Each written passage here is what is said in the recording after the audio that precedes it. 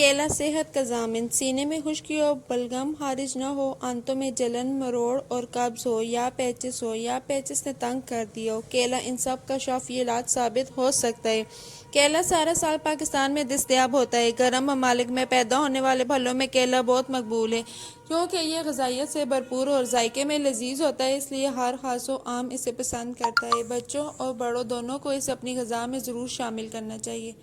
کیلے کے پودے یوں تو ستمبر اور اکتوبر میں اگائے جاتے ہیں، مگر اب یہ سارا سال بھی کاشت کیے جا سکتے ہیں، اس لیے کیلا ہر موسم میں بآسانی دستیاب ہوتا ہے۔ کیلا غذائیت سے بھرپور ہوتا ہے، اس میں حیاتین الف، ب اور ج، وٹامنز اے، بی اور سی، کیلشیم، میگنیشیم، فاسفورس، گندھک، فولاد اور آیوڈین جیسے صحت بخش اجزاء زیادہ مقدار میں ہوتے ہیں۔ حیاتین جین کی موجودگی کے باعث یہ دانتوں کے امراض دور کرنے کے لیے بہت مفید ہے۔ کیلے میں لحمیات، پروٹینز اور چربی کم مقدار میں ہوتی ہے، لیکن نشاستہ کاربوہائیڈریٹس کافی مقدار میں ہوتا ہے، جس کی وجہ سے یہ جسم کو توانائی فراہم کرتا ہے۔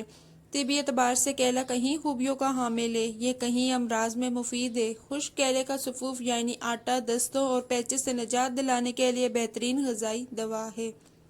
دست اور پیچس کی شکایت میں کیلا دہی کے ساتھ ملا کر کھانے سے فائدہ ہوتا ہے۔ اگر دہی میں تھوڑی سی زعفران بھی شامل کر دی جائے تو بہت تیزی سے فائدہ ہوتا ہے۔ بعض افراد جسمانی طور پر بہت کمزور ہوتے ہیں اور ان کا جسم دبلا پتلا ہوتا ہے۔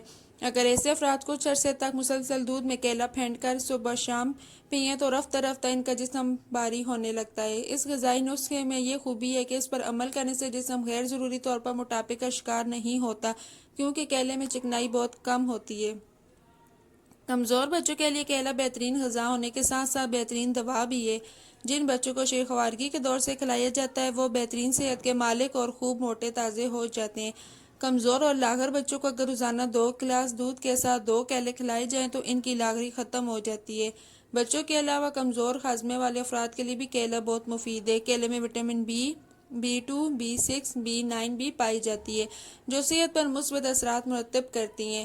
کیلا جب تک پک نہیں جاتا سبز رنگ کا ہوتا ہے، اس وقت اس میں 1% شکر اور 20% نشاستہ ہوتا ہے۔ جب کیلا پک جاتا ہے تو اس میں نشاستہ محض 1% اور شکر 20% ہو جاتی ہے۔ کچے کیلے کو پودے سے اتار کر پکنے کے لیے گوداموں میں محفوظ کر دیا جاتا ہے۔ کچے کیلے کو 5 سے 10 درجہ حرارت پر اور 80 سے 90% نمی میں 15 روز تک محفوظ رکھا جا سکتا ہے۔ جب کیلے کو گوداموں میں محفوظ کیا جاتا ہے یا برآمد کرنے کے لیے جہاز میں لادا جاتا ہے تو اسے ایتھائلین گیس سے گزارا جاتا ہے تاکہ یہ پک کر کھانے کے قابل ہو جائے۔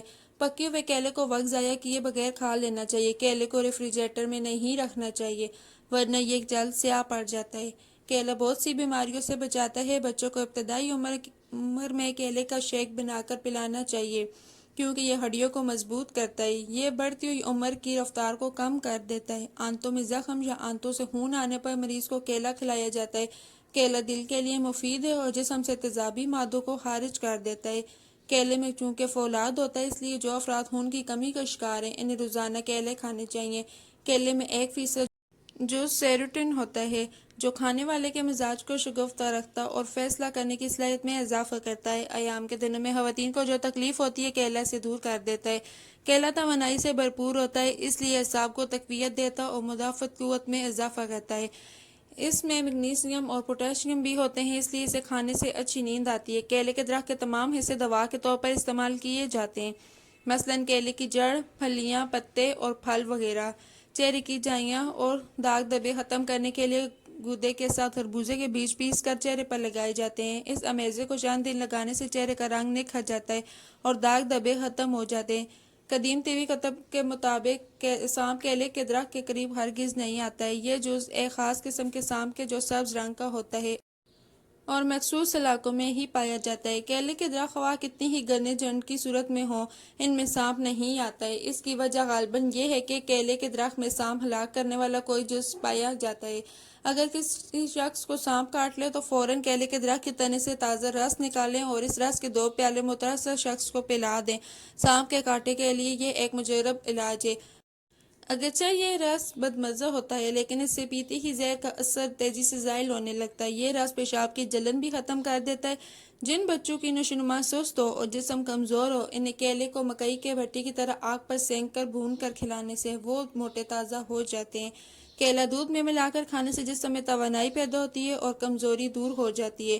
گرم و مرطوب آب و ہوا کے اکثر ملکوں میں کیلا کھانے کے ساتھ بطور سلاد کھایا جاتا ہے۔ اس کے علاوہ کچے کیلوں کا سالن بھی بنایا جاتا ہے۔ کیلے کی جڑ کا رس پینے سے پیٹ کے کیڑے ختم ہو جاتے ہیں، سینے میں خشکی ہو، بلغم خارج نہ ہو، آنتوں میں جلن، مروڑ اور قبض ہو یا پیچس نے تنگ کر دیا ہو، کیلا ان سب کا شافی علاج ثابت ہو سکتا ہے۔